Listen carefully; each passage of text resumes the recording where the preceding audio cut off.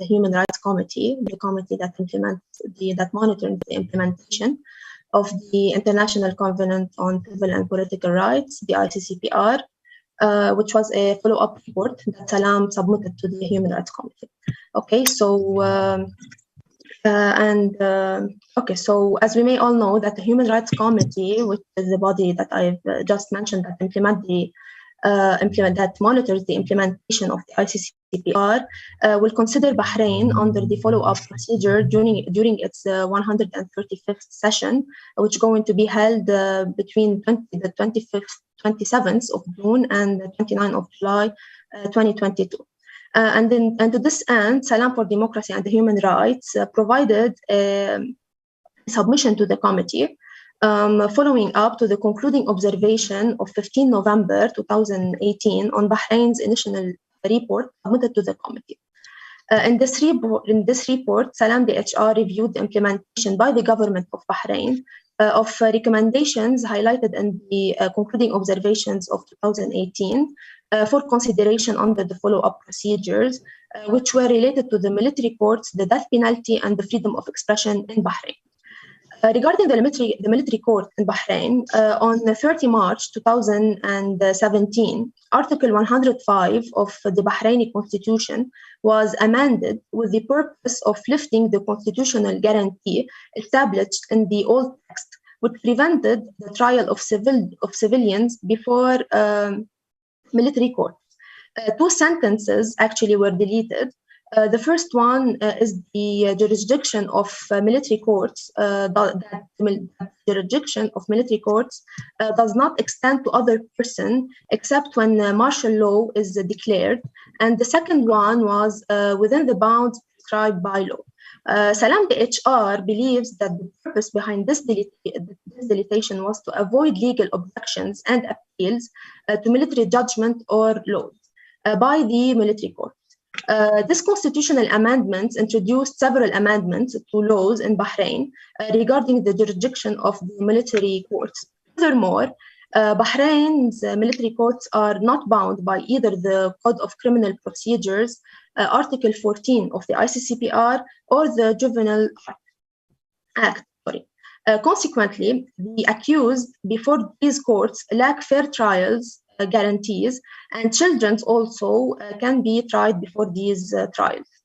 Hence, the April 2017 constitutional amendment paved the way for military trials of those not subject to military procedures. Now talking about the death penalty in the follow-up report that Salam submitted, we insisted on one point, which was the implementation of the death penalty by the government of Bahrain for non-lethal offenses, which is in direct violation of international law. The government of Bahrain stated in its follow-up report that the death penalty may be imposed only for the most serious crimes against society, while in fact around 86 acts in different Bahraini legislations entail the death penalty sanction, which is a relatively large number of articles for serious crimes. And it should be mentioned also that over the past decade, the rate of death sentences in Bahrain has increased by 600%, with the 51 official new death sentences from 2011 to 2020, which is after the BC. In contrast to what the government of Bahrain claims. And as of October 2021, 27 individuals, 12 of whom are political prisoners, are on death row and have exhausted all legal avenues for appeal. And under the current system, these people could be executed at any moment with no warning. Also, the report mentioned some cases where the death penalty was handed down based on coerced confessions made under torture. Now, with that being said on the DP, I'm going to talk briefly now about the freedom of expression, also covered by our report, by our follow-up report, by saying that the Bahraini authorities violate the local constitution, the Bahraini constitution, to be more precise, Article 23, and international legislation in the strict control of freedom of expression and information. Actually, the king used his power under paragraph C of Article 10 of the Nationality Law, which stipulates that the ruler may order the overthrow of the Bahraini nationality if it causes harm to the security of the state. The text of the harm to the security of the state is vague and can be used by the king against his critics, including journalists. So the Bahraini authorities used the tweets, for instance, in which activists expressed their views on social media as evidence of interrogations and imprisonments in trials and lack of due process, and relied on the penal code as well to impose punishment on human rights defenders and journalists publicly exercising their freedom of expression through social media, newspaper, and the television, etc. In the end of my presentation, I just want to stress something, that the report mentioned cases with details, with names, with dates, and regarding the three high priority recommendations I just talked about. And I invite everyone to read it and to know more about what I've just presented.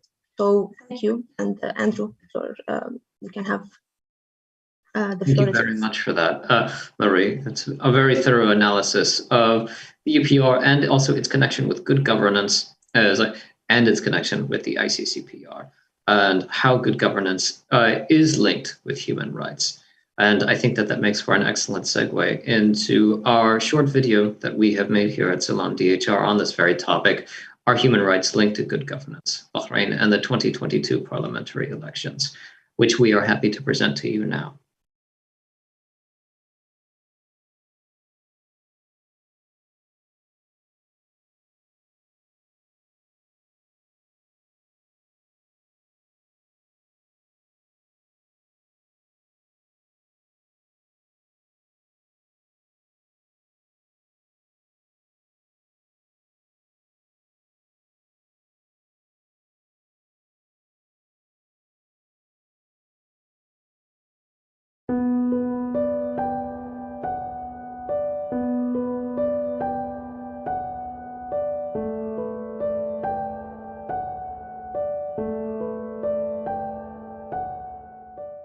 جميع النشطاء اللي موجودين على البحرين، سواء لأنهم يبادرون بنشاط ومساعدة إلى الأهالي وأهالي الضحايا، هم في نظر السلطة إرهابيين، يستحقون التحقيق، يستحقون التعذيب، يستحقون التقييد، يستحقون الاستهداف والتضييق عليهم.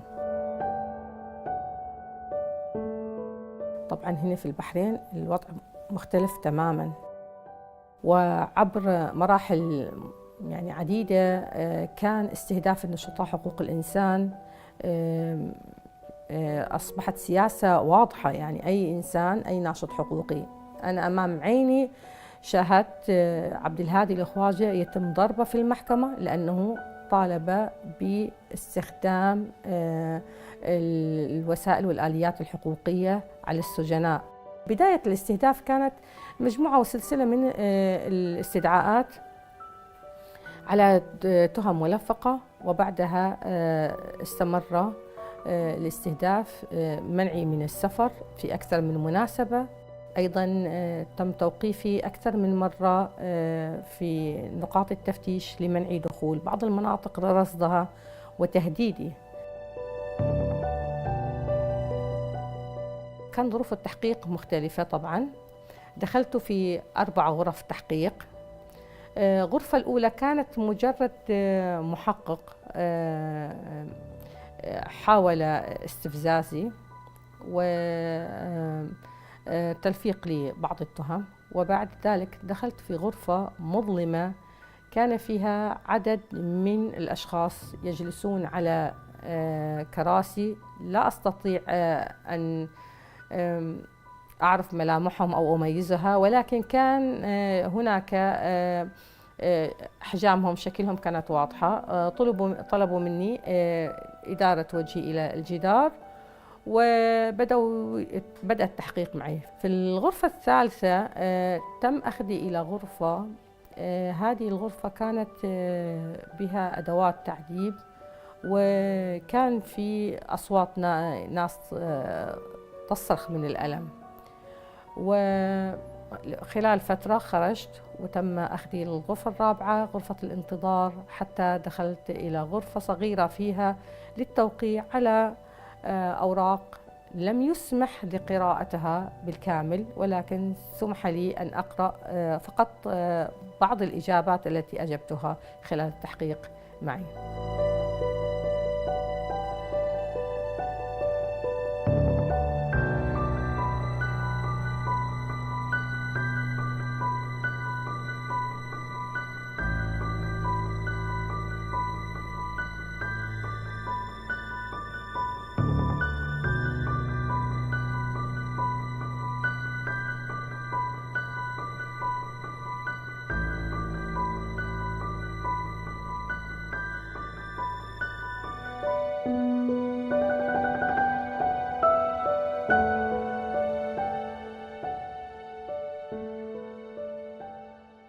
بمجرد ما دخل مركز الشرطة، بمجرد جو المقنعين من خارج المركز، السواق يقول أنا سمعت ضربة قوية إلى الأستاذ لدرجة أنه بدر صوت قوي من الأستاذ.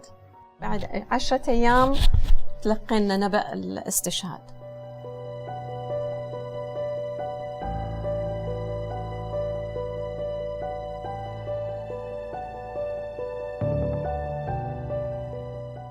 كانت واضحة جداً آثار الضرب على جسده من خلال حتى محل القيود في أياديه وفي رجايله، حتى على جزء البطن، حتى كان عنده سن مكسور أيضاً، حتى آثار الضرب أيضاً على تحت عيونه، حتى كان هول بالرقبة. هاي آثار كانت جداً واضحة وأعتقد الناس كلها شافت. زكريا العشيري مواطن بحريني مواليد مارس 1971.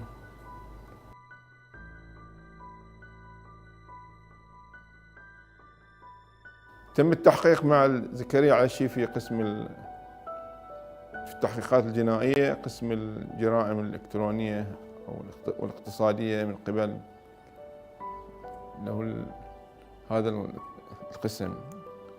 حاولنا خلال أسبوع تقريبا من اعتقاله، لم نستطع معرفة في أي موقع كان، في أي مركز، في أي، يعني عادة كانوا مستلقون على الأرض لا يتحركون، هو كان واقف، فجاءه شرطي يريد أن، قال لي ليش واقف؟ وقال لي أنا أبغى أروح البيت، يعني إذا ممكن تخلوني أروح البيت أو كذا. فالشرطي فقام الشرطي مع مجموعة من المرتزقة، تقريبا 3 من الشرطة، بضرب الشهيد زكريا العشيري لإسكاته فكان كل ما ضرب يقول الحمد لله، وكل ما ضرب يقول الحمد لله، وكلما قال الحمد لله زادت يعني مثل ما تقول عصبية الشرطة، وزاد يعني حنقهم وحقدهم على الشهيد. فقال أحدهم بالأردن، لأنهم باكستانية، يعني قال أنا أسوي ترتيب، يعني سوف أقوم بعملية يعني وقف هذا قول الحمد لله. وجاء بقطعة من القرطاس ووضعها في فم الشهيد زكريا العشيري، وضعها في فمه، وقاموا يضربونه يعني حتى توقف نفسه، يعني توقف عن قول الحمد لله. فسمعوا أيضا اللي موجودين في السجن معه قول أحد الشرطة يقول مرقية بالأردن يعني توفي. بعد أن توفي الشهيد بسبب هذا الضرب تقريبا في حدود الساعة 8 صباحا، تم سحبه من رجله إلى خارج العنبر، يعني سحبا على هذا القاشي أو البلاط الموجود في ذلك أو الصبية الإسمنتية، يعني من دون مراعاة لأنه متوفي، وكذلك يتم سحبه بهذه الطريقة. أكرر شهادتي حول مقتل الشهيد زكريا العشيري لأني أعتبرها وصية من الشهيد عندما استشعر بأنهم سيقتلوه، وراح يردد اسمه كي نتعرف عليه. هل الشهيد تم قتله عمدا؟ أقول للشعب وللسلطة السياسية وللسلطة القضائية ولمن يريد أن يعرف الحقيقة أنه مقتول بل مخنوق عندما حشروا فمه وتركوه يفارق الحياة. لما شاهدنا الجثة كان آثار التعذيب واضحة، يعني في الأنف مثلا، وفي الرقبة، وفي فطلبنا اللي هو تشريح الجثة، يعني بعد هذا رؤية يوم ثاني أيضا خلونا نشوف الجثة كاملة، فأصرينا على تشريح الجثة. تم تشريح الجثة ووعدنا بإعطاء التقرير خلال أيام، ولكن مع الأسف التقرير لم نحصل على تقرير بعد تشريح الجثة إلا بعد أن جاء بسيوني وصار تقرير بسيوني. حصلنا على نسخة من هذا التقرير اللي أكد فيه الطبيب الشرعي الثاني بعد التشريح بأن سبب الوفاة هو الضرب الذي تعرض له الشهيد زكريا العشيري. مع الأسف أن نفس الأشخاص اللي قتلوا الشهيد زكريا العشيري الساعة 8 الساعة 10 قاموا بقتل الشهيد علي صقر، نفس الأشخاص وبنفس الطريقة. يعني تصور. وتمت أيضا محاكمتهم في قضيتين، مقتل الشهيد زكريا العشيري والشهيد علي صقر. تم تبرئتهم من مقتل الشهيد زكريا العشيري. أكثر من 200 شهيد عندنا في البحرين، وما زال القتلة والمجرمين لم يحاكموا ولم يتم يعني مثل ما تقول تقديم العدالة أو تطبيق العدالة على هذا الملف، ملف الشهداء في البحرين. نتمنى أن يكون هناك تطبيق لهذا الملف ومعالجة قانونية وحقيقية.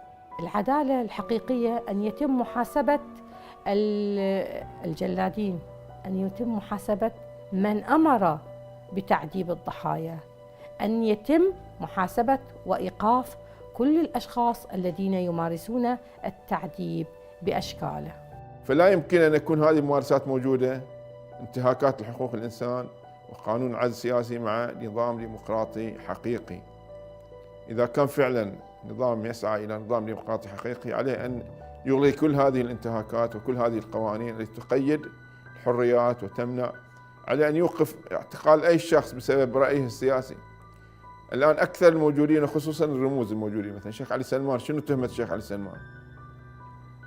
الشيخ علي سلمان هو عبر عن رأيه السياسي في طريقة إدارة الحكم، في طريقة أن يكون هناك في مطلب أن يكون الشعب مصدر السلطات، كما جاء في دستور مملكة البحرين أن الشعب مصدر السلطات جميعا. هذا هو مطلب الشعب، أن يكون الشعب هو مصدر هذه السلطات، مصدر حقيقي وليس مجرد يعني ديكور. الآن مثلا البرلمان الموجود لا يعكس هذه الإرادة الشعبية ولا يعكس صوت الشعب ولا يمثل له سلطة حقيقية تمثل هذا الشعب. البرلمان لا يستطيع منع التعذيب وإيقافه ومنع الإعدامات ومنع كل ما حدث في البحرين. هو ليس برلمان يمثل الشعب. البرلمان يجب أن يكون صوت الشعب، وطالما نحن بعيدين عن هذا الهدف والشخوص لا تمثل أو لا تتبنى هذا الهدف، طبعا نحن لا نعتقد بأننا نعيش أي نوع من أنواع الديمقراطية.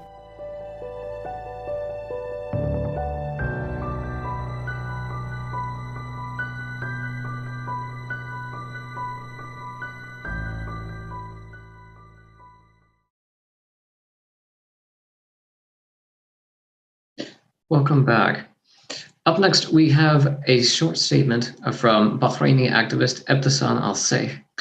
Ebtisam is a consummate activist who has fought for human rights for years in Bahrain, and she's coming to us from Bahrain today. Hello and salam alaikum, Ebtisam.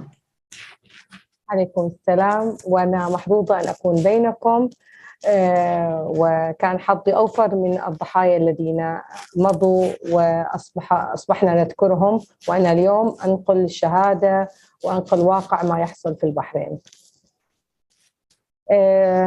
سأبتدي بالنسبة إلى أين إعادة تأهيل ضحايا التعذيب في البحرين. لكل معتقل وسجين، خصوصاً إذا كان ضحية من ضحايا التعذيب، حق في الحصول على فرصة إعادة التأهيل وتسهيل الانخراط مع المجتمع بصورة سلسة ومنظمة وسهلة، وتعتبر إعادة التأهيل للمعتقل من مهام إدارة السجون لمسماها الرسمي، فهي إدارة إصلاح وتأهيل. وهذا يحتم عليها عمل برامج متنوعة ومنظمة وشاملة بخطة مدروسة ومتدرجة لتأهيل Okay. Rehabilitation of detainees is considered one of the prison administration's responsibilities as it is known as the Administration for Reform and Rehabilitation. Therefore, the management of the prison is supposed to create various, organized, and comprehensive programs with a well-studied and gradual plan to rehabilitate detainees. The plan is what happens when in developed countries that seek to put their people on the right path. And the question is, why do we miss these programs in Bahrain? And why don't we see rehabilitation plans from those involved? Bahrain is one of the countries that lacks these programs, as if these plans are not by the prison administrations. There is no idea to implement prison reform at all in the country. Rather, what makes the situation worse in Bahrain is the neglect in prisons from various aspects. The health situation is tragic, as many detainees have been released from prison with diseases, injuries, and mental illnesses. The detainees did not receive care in prisons or health rehabilitation opportunities. Additionally, the societal situation is deteriorating, as the detainee cannot integrate into society because of the non-qualification to move from prison life to home life, society, and freedom. As for the economic and practical situation, many detainees forget their skills because they stop their practice due to the absence of rehabilitation programs. Rather, their economic situation deteriorates due to the lack of access to job opportunities for a long time. In addition, the prison does not discover any creativity or skills of the prisoner. This situation in Bahrain makes prisons an arena of extermination, not a place for reform or rehabilitation, especially in relation to torture. Prison was considered hell-like for them due to neglect and the torture, which resulted in permanent disabilities, chronological diseases, and psychological conditions, and affected their personalities and their lives. The victims' expectations were disappointed due to neglect, their condition at prison, the lack of independence of the prison administration, and the lack of seriousness in dealing with prisoners as deserving of rehabilitation programs. Prison administrations are practicing revenge, authoritarianism, and intimidation. I've met many victims whose bodies, minds, and abilities have been affected by this torture. This torture resulted in some disabilities, such as hearing and visual impairment, physical, and even psychological conditions. This harm extends to the society and pushes the detainees to revenge against society at times for not accepting and not engaging in work, ignoring them, and not offering them help. On the other hand, it leads the detainee to harm themselves through abuse and addiction and practicing moral, psychological, and health crimes. I was living the tragedies of these victims, so I know the helplessness they felt, and I must hold the international community accountable for what torture victims face in Bahrain's prisons. Can you believe that in Bahrain, the released prisoners suffer mental and psychological illnesses, although they were healthy at the time of their arrest? Some detainees were released as corpses because of their death in prisons due to the deteriorated care. This is how I always describe the tragic situation in Bahrain. Perhaps the victims' hopes are directed toward human rights and civil organizations, right defenders, and those who belong to them in society in order to apply pressure to discuss their issues. We as human rights activists aim at helping the detainees get their rights and to engage in society through preparing rehabilitation plans and programs. In addition, through founding transitional justice, redressing the victims' thoughts, and compensating them for the damage they have suffered, and enhancing their skills so that the prison becomes a place for reform and rehabilitation, not the hell of rehabs and deterioration that it is now.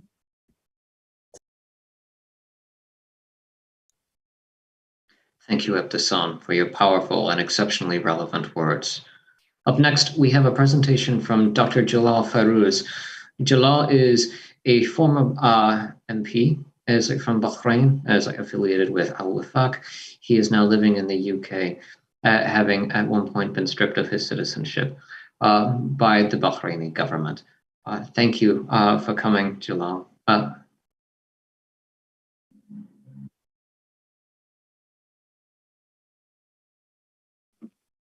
Okay, right. There was a technical issue.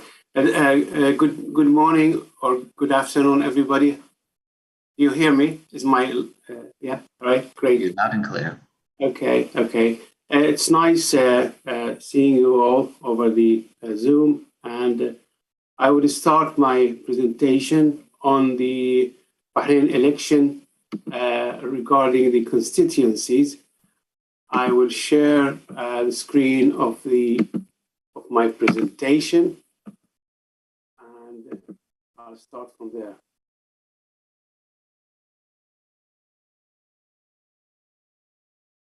I hope it's clear, yeah?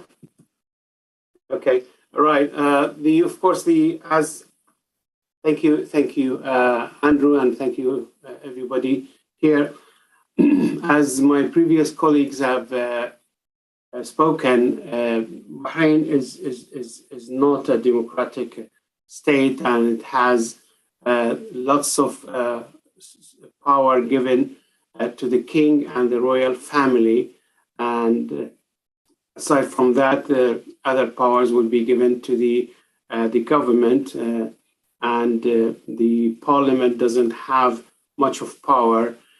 Whenever the parliament tries to act on a particular matter, then it's very clear and easy for the government to revoke it through its appointed house, which is Shura Council, who are very 100% loyal to the government who appoints them, and whoever dares to disobey, then he's instantly removed. Also, the parliament doesn't have much of legislative powers, and the king himself has the right to introduce legislation, and at the end, he has to approve or disapprove any legislation. It happened in the past that when I was in the parliament as a member of parliament, we passed a few bills, and we were successful to pass them unanimously in the house, the elected house. But it went to the Shura Council, and it got buried there. Sometimes it goes, of course, the legislation or the bill goes to the government objects on it, and then when it comes back, it is just out of its means, really. Today I'll be just concentrating on the election constituencies, which is by large, it is based on what is known as gerrymandering, and it is more than gerrymandering. Actually, it's just to take off some lots of parts of Bahrain where the opposition concentrates, or the opposition followers concentrate. The international bodies who decide on the fairness and the partiality of the elections, just to name some, it is the international IFIS. It's called IFIS, International Foundation for Electoral Systems, and it overlooks the impartiality and all the freedom of the electoral system.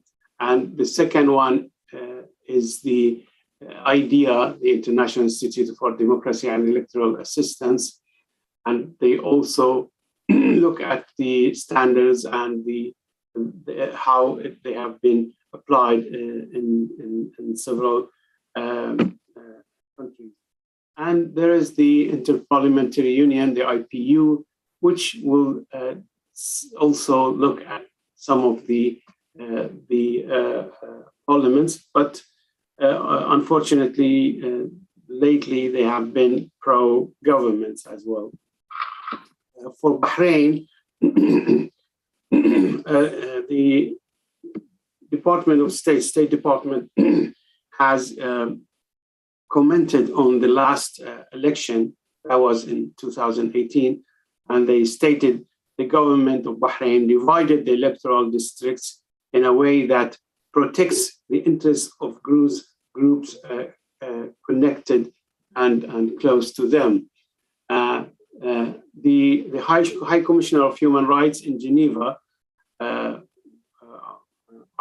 part of the United Nations, they said that the distribution of the districts in Bahrain is not fair and aimed to obtain specific formation in the election. These will condemn, of course, the elections in Bahrain. The International FRIDA organization, which is monitoring the elections, Club de Madrid, stated also in 2019 that there is a need to amend electoral law in Bahrain so that the distribution of electoral districts reflects an equal weight of voters and human and geographical context, which leads to devotion of the rule of one vote, one person, one voter. These are some of the reports about the Bahrain.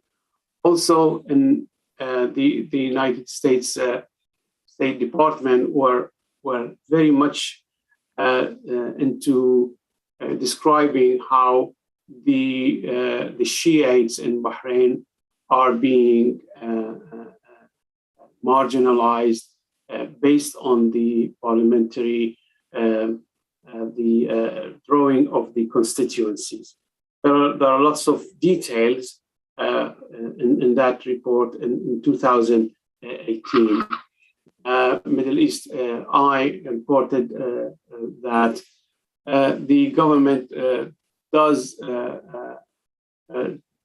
try to marginalize important groups like Al-Wifaq, and they are very much they are scattered in the district so that they will not get seats. The loyalists of the government will get 22 out of 40 seats. In Bahrain, in the past elections, when the opposition participated, that was the 2006 and 2010, the opposition candidates got around 64 to 66% of the votes. That's 2/3 of the votes, but they got only 45% of the seats. That's the way the seats of the lower house and which is superseded by the upper house, which is the Shura Council.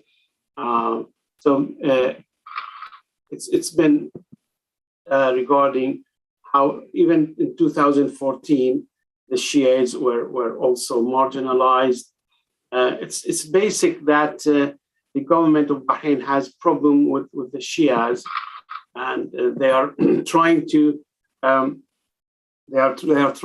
divide and rule, just to bring the non-Shias or the Sunnis, for example, close and marginalize the Shias.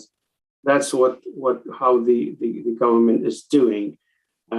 Also, the House of Representatives of the United States member Dan Burton, who was paid to go to Bahrain in 2018 and monitor the elections in Bahrain. He after visiting and doing that, he went back to the United States and he read, around the world, gerrymandering is a way of life, but I don't know how in the heck you are ever going to stop it in Bahrain regarding he really came down very hard on the way the Bahraini government is just doing these elections to just marginalize the opposition. This is the map of Bahrain, and the people or the concentration of the population is mainly towards north of Bahrain, in Manama, in the northern part, which are basically, let's say, they are more Shias, much more Shias are there. And toward the south, of course, when you go even south of Bahrain, it's not inhabited really, and the middle part are the royal family, where the royal family are lived. In Rifah, there is a non-written law that no Shia is allowed to buy any property or rent any property in that area. And of course, they are given more seats and more concentrated of districts and constituencies in these areas, so that they can have their representatives in the parliament or the lower house. The northern government, the northern governorate in Bahrain, where it is the part where the opposition voters are. You can see that how populated they are, and they are the way they have been drawn, so that all these concentrations will be in districts and constituencies, and will be represented, for example, by one representative, while the southern, where the royal family and the loyal people are there, you see how it's rarely, there are anyone living there, and very, very, very small number of people, and they all also have their representatives. So you can see the northern and northwest, and of course also in the capital and some parts of Muharraq 4 has opposition, loyal to opposition people there, and so it is highly populated, but they have been concentrated into small constituency. So this is an Arabic story. It just compares between how some of the constituencies are drawn now. For example, this is the first constituency in the northern governorate. It has around 13,000 voters, while in the sixth governorate in the south, it has only 398 voters. And these 13,665 will have one representative, and these 398 will have one representative. You can see the difference here, and so forth. And of course, these are also part of the opposition constituencies. Also, even in the northern governorate, they have put a part of the northern governorate where the loyalists live. They have put them all together into a constituency, and then you can see the difference between this one and this one. So they have brought all these people from the capital up to the north of Bahrain and west of Bahrain and towards the south of Bahrain. These areas are being lived in by the pro opposition, and they have all been put into one governorate, and these will have, for example, same number of seats than the other governorates. By the way, this is an island. The second largest or the third largest island in Bahrain, and there is one person living here, and that is, one or two persons. These are the guards, and because this it's called Nasan. It's owned by the king, and the king goes there just from time to time, eventually, but he doesn't live there. So this area has one seat, or they are part. They have been taken by all together with this part, which is the loyalists live in the northern governorate, and they are given a seat. But this particular area is lived by one person only.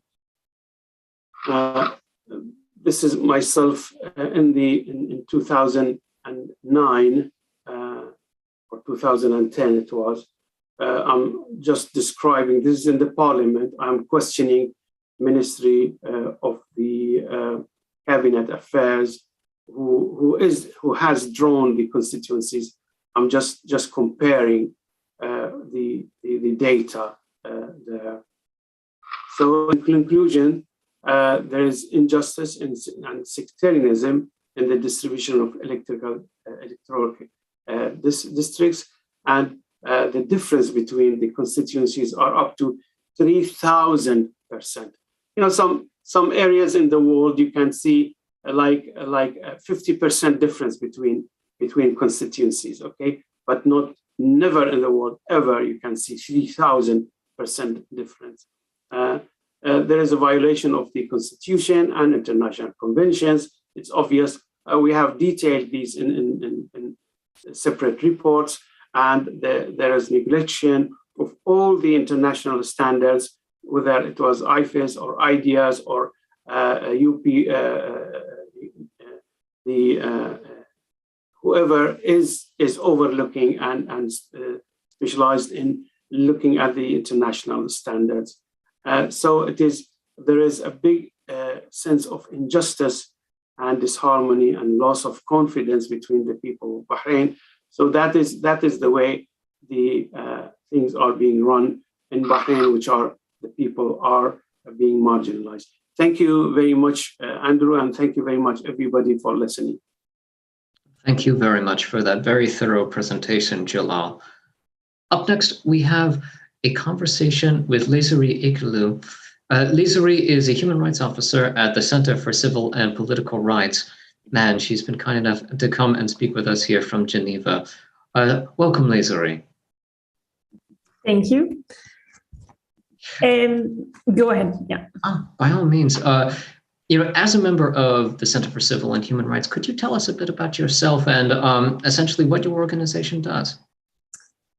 So at the center, we are an organization based in Geneva, and we work very closely with the Human Rights Committee, so the monitoring body of the International Covenant on Civil and Political Rights.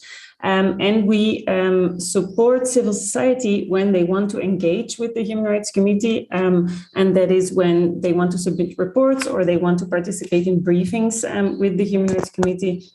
And in particular target countries where we work more closely, we also work on the implementation of those recommendations once they have been published. Excellent. Could you tell us about some of your work with Bahrain, more specifically what you said as a target country regarding civil society? Well, so Bahrain ratified the ICCPR in 2006 and underwent their initial review in 2018. So 4 years ago, in the meantime, but my impression tells me that not much has changed when I listen to all of the others' contributions. There was one particular recommendation in the concluding observations regarding the participation in public affairs.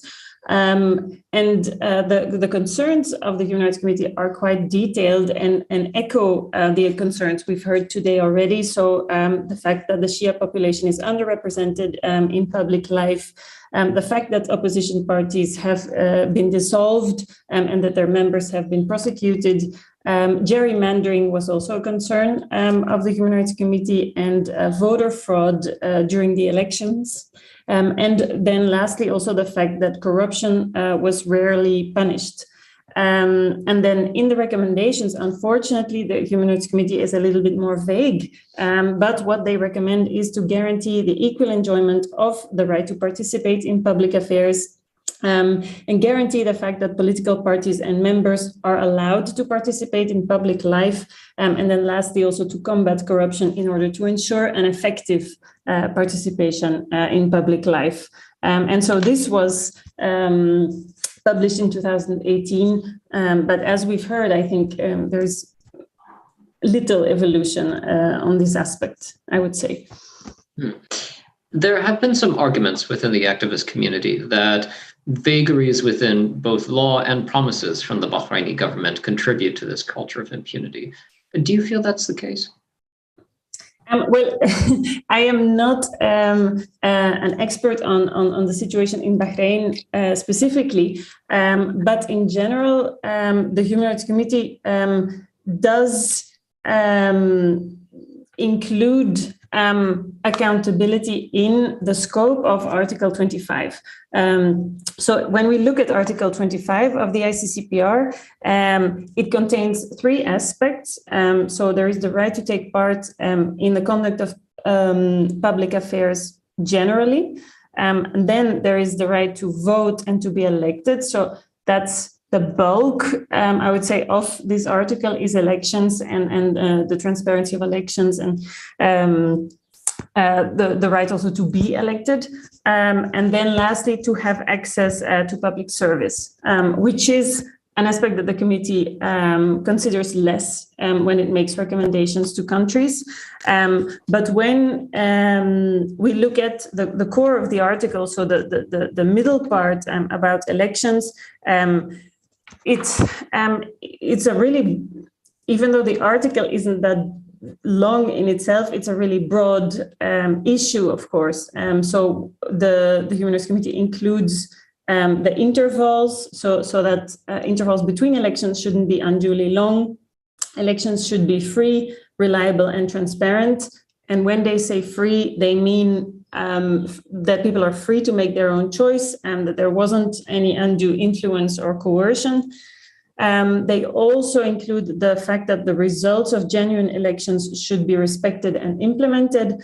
And lastly, this was already mentioned by someone, so the principle of one person, one vote, which is why then the committee can make a recommendation about gerrymandering and voter fraud.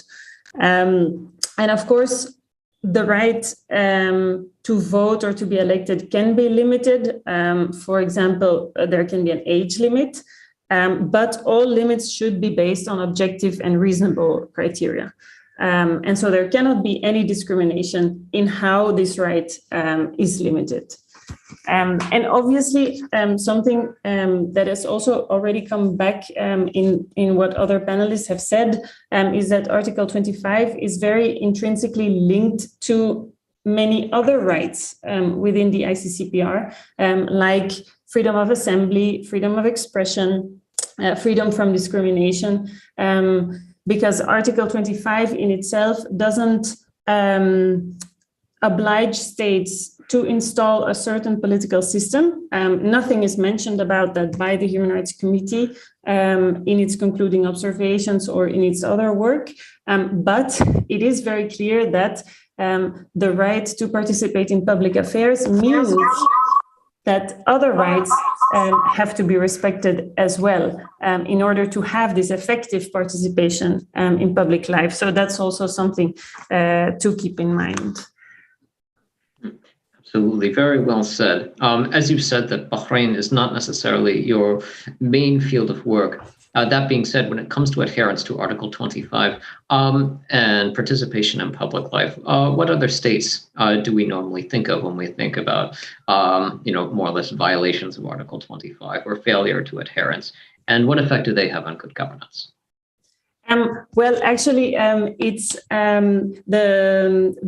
so Article 25 and the right to participate in public affairs has been increasingly present in the work of the Human Rights Committee, and we see it in 88.5% of states that are reviewed by the Human Rights Committee. So it's a concern in almost all countries. I would say it's very geographically well balanced in where the committee puts its attention to. I have a graph here, so it's mostly mentioned in African countries, and then we also see it a lot in Asian countries, and then in Europe, and then in North America, and then in South America.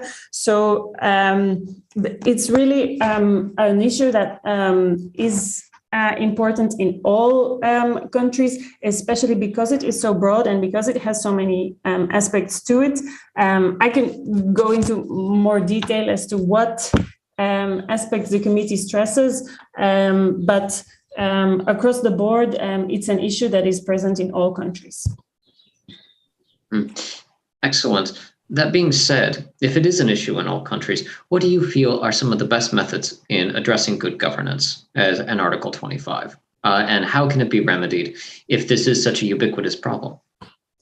We always encourage civil society to engage with the Human Rights Committee because the Human Rights Committee can only do so much, and it receives information from states as well as from civil society. So when one of those is lacking and there is no information from civil society, the job of the Human Rights Committee becomes incredibly difficult to do because they don't have any investigative authorities. So they basically have to work with the information they get. So civil society participation is crucial to end up with recommendations that are then useful for civil society to use in their daily work. That's, for example, the case when countries are reviewed. So, for example, for Bahrain, this was the case in 2018. But as our first speaker mentioned, now the Human Rights Committee will look at the follow-up of Bahrain. And what they do then is they take a closer look at three of the recommendations that they have, that they consider most urgent and most important. And they will look at the implementation of those three recommendations more in detail. And so, as was said, for Bahrain, it was military courts, freedom of expression, and I think death penalty. Again, there, the Human Rights Committee will look at information they receive from the state on how it has implemented these recommendations, what has improved, what has been changed in those 4 years since the review. But it will also look at information from civil society. And again, that's why information from civil society is so important. And based on that information, the Human Rights Committee will make an assessment and give a grading to the state. And this grading can go from A to E, A being the recommendation is fully implemented and the work is basically done. And then B meaning partially implemented, C meaning no implementation, D meaning that the Human Rights Committee did not receive a response from the state, so they have no information and they are basically unable to make an assessment. And E is the worst grade, meaning that the state took a step backwards. So the steps that the state took are in contradiction with the recommendation of the Human Rights Committee. So that is what will happen now in July during the Human Rights Committee session. That's the assessment that the committee will make, and those grades will be published after the session. And it's a tool, again, for civil society that they can use in their daily work. When a state has received a bad grade and would like it to get better, or so that's it's an important moment now for Bahrain in the Human Rights Committee session now in July. Thank you very much for that, Lisa Ray. My last question for you is, what would your advice be for people living in Bahrain who don't have the ability to necessarily rely on civil society when it comes to promoting good governance, as well as also to spreading message of human rights violations in Bahrain? What international mechanisms can they rely upon? Well, specifically, the Human Rights Committee is a good example because it doesn't require. There is no formal requirement for anyone to take part in that process. So if you as an individual would like to submit a report to the Human Rights Committee about a specific situation or a specific human right or the general situation in Bahrain, you can do so. And again, that's what allows the committee to make a fair assessment and a just assessment of what is going on in the country is that the fact that they receive reliable information that is up to date and that they can check if you refer to your sources. So I would recommend everyone to look into the treaty body system. There is the Human Rights Committee, but obviously there is also the Committee on the Rights of the Child, the Committee on Elimination of Discrimination Against Women, Racial Discrimination. There are several treaty bodies where there is no formal requirement. So you can submit a report, you can take part in briefings, and if you would like more information on that specifically, please don't hesitate to get in touch with us. Because that's what we are here for. So, well, thank you very much for that invitation and for really the voluminous information you've given here. That's incredibly useful. I would like to take the last few minutes here to open up for any questions that anyone here in the audience might have for Desiree, for Dr. Jalal Fairouz, for Ibtisam, or for Marie on good governance and civil society here in Bahrain and moving forward.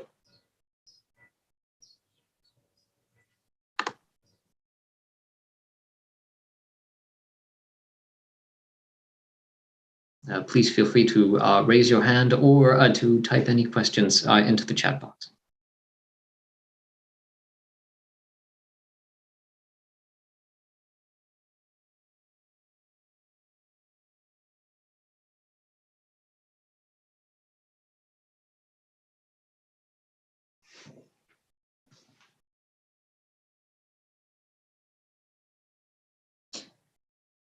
I actually have a question for Dr. Jalal Fairouz, if it's possible.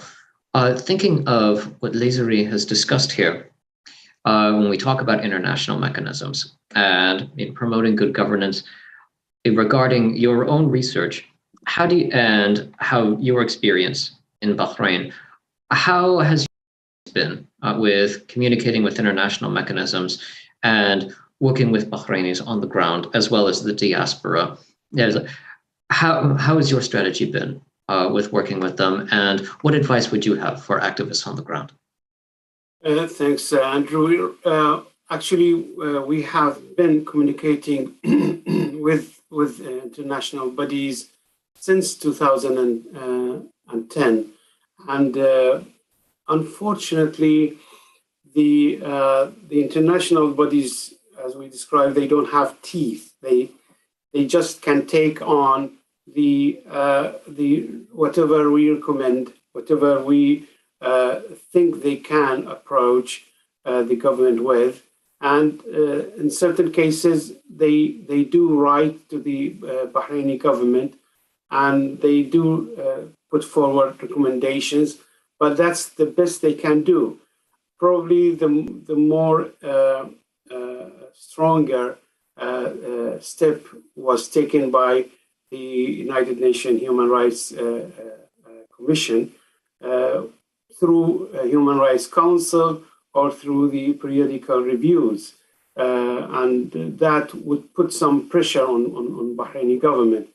But we unfortunately in the world there is the aspect of sovereignty of the states, and no one can interfere into how governments can decide what system fits for them. You could see let's say European countries and the United States are supporting Saudis, even though there is nothing called election or democracy in Saudi, because of the interest. The interest will be pertaining, and that's the basic thing that they care about. If there are real democracies, but they are not with the interests of the Western, some of the Western countries, I could say, then they will be putting them down. trying to criticize them. That's the way the world is being run today, unfortunately, until we can have some change in the world. Thank you.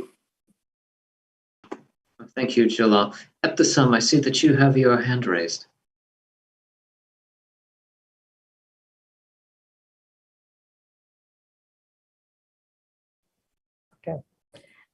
بحتاج إلى ترجمة، ولكن أنا سؤالي هنا نسمع الكثير عن برامج الشراكة الدولية مع السلطات البحرينية، وفي كل عنوان نأمل بأن تتحقق أشياء بسيطة على الواقع وعلى الميدان من أجل تحسين حالة حقوق الإنسان والحالة العدالة الانتقالية، أو أن يصف في أي مجال من مجالات يحقق جزء من الأمل أو يرفع الأمل عند الشعب البحريني أو الضحايا أو أيا كان.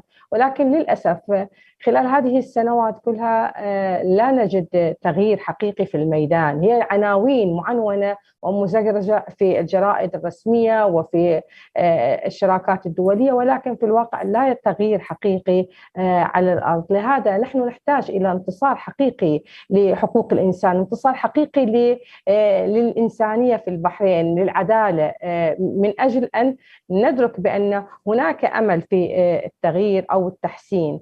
ما زال حتى هذه اللحظات الاعتقالات التعسفية مستمرة، ما زال التعذيب مستمر، ما زال الاختطافات من الشوارع مستمرة، ما زال يتم التحقيق بصور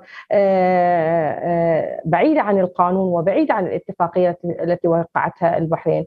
اليوم نحن نحتاج إلى أمل، أو نحتاج إلى شيء واقعي يستطيع أن يتلمسه المواطن الذي يأمل بالعدالة الاجتماعية والديمقراطية، من أجل أن يعتقد بأنه هناك فرصة جديدة ممكن أن يكون فيها شريكا. أما أن يكون مهمشا ولا يكون لهذه الاتفاقيات أي اعتبارات واقعية، فلا أعتقد أنها ستحقق شيء من الثقة بالنسبة للضحايا، بالنسبة للمواطنين، بالنسبة للمرحلة القادمة من الانتخابات القادمة.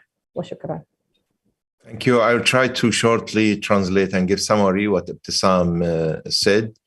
Ebtisam saying that there is a lot of talk that Bahrain is trying their best to have a partnership and coordination with the international community and try to apply international convention, and there are some plans with regards to the human rights reform and so on.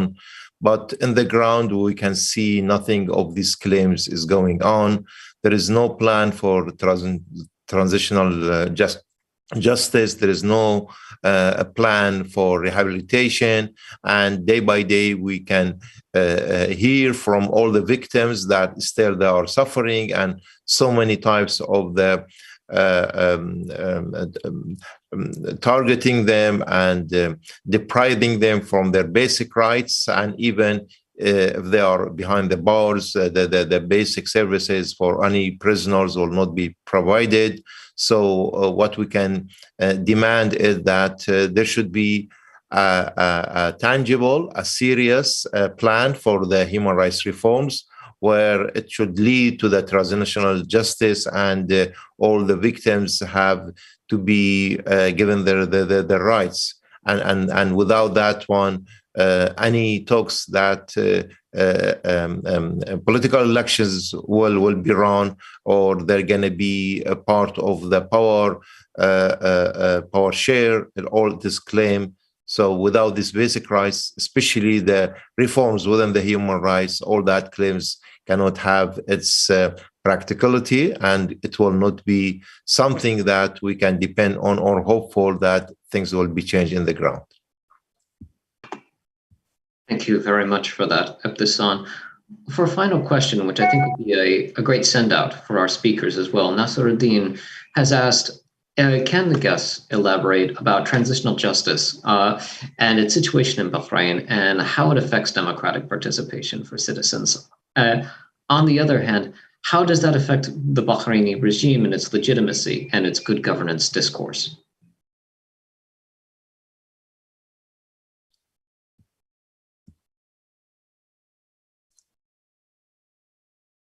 Andrew, you are addressing the question to whom, please? Can you? To any of the speakers here, whether it be Lazari, Jalal, or Marie, or to Ebtisam. Lazari, maybe you want to make comments?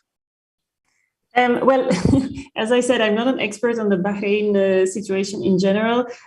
What I can say is what the Human Rights Committee stresses when they speak about democratic participation and good governance. One of their main points of attention, which we haven't really touched upon yet, is the equal participation of women in public affairs, which is something that the Human Rights Committee, when they speak about Article 25, they have specific sub-issues that they mention, and the participation of women in public affairs is the one sub-issue that they mention most of all. The sub-issues that come after that are also inclusion of specific groups. So they mention often also people with disabilities and their access to vote and to be elected as well. Same for people who have been deprived of their liberty, so people in detention that have to have the access to vote. So that's a problem, again, across the board in many countries and not just in Bahrain. Certainly, but I think that it is very much safe to assume that, yes, women's rights are connected to overall as human rights and also to applications of Article 25, I think, particularly because when we talk about women's empowerment, it is one of the main cornerstones we have to representation and assembly across the world. So those are excellent points, Lizari. Jalal, it looked like you were going to comment. No, sorry, no. I think whatever was said is good enough. Yeah. All right, excellent. With that being said, I think that one of the things that we've managed to explore here rather thoroughly is that even though we have international mechanisms that we have available to us, one of our main obstacles is obviously the way that the international system works, as well as also our knowledge of the mechanisms that exist. Lizari has been kind enough to leave a link here. It's for the CCPR Center that is important for giving guidelines in how you can report human rights abuses, concerns about civil society, and breaches of international law so that they are properly recognized. One of the things that we've seen here, also from our speakers like Ebtisam, is the importance of international grassroots support and how it has to be connected with the people in Bahrain and increasing awareness on that topic.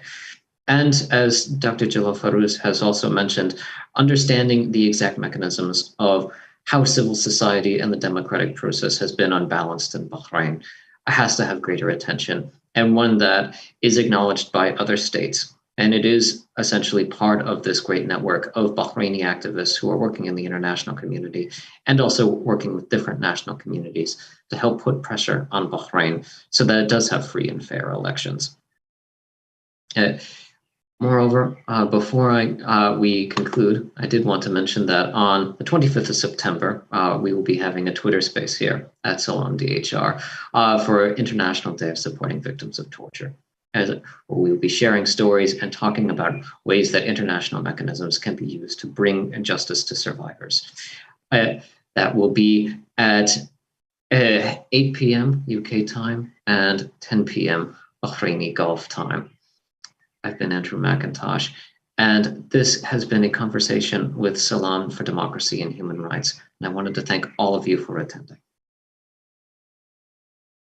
Thank you very much. Thank you, Andrew. Thank you, everybody.